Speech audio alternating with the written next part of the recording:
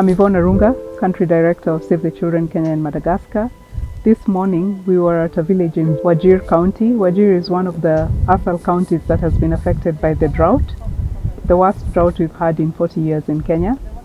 You can see behind me just how dry it is.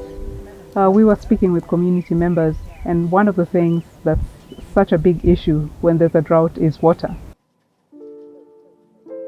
We visited a water rehabilitation point that has been sponsored by the Bureau of Humanitarian Assistance, where we put solar to power the water point, but also to rehabilitate it so that communities have access to water.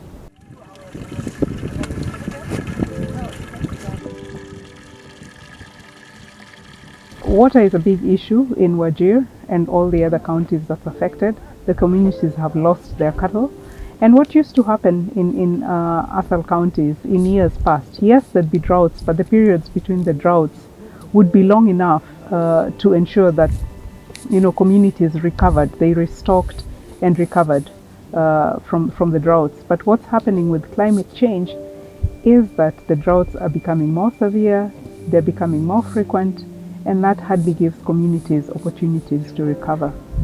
And so with the communities, we were talking yesterday, what are the options for the future, what's sustainable given the environment. You can see how dry it is.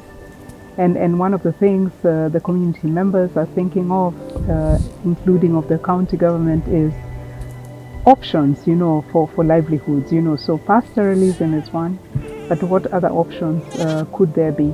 These kinds of droughts are taking away from the communities, and particularly children. When this happens, we have losses in other areas of the children's lives. Their health is affected, their access to education is affected, and the fact that the livelihoods of the family is affected, that brings about also protection concerns, things like early marriages for girls, and so on and so forth.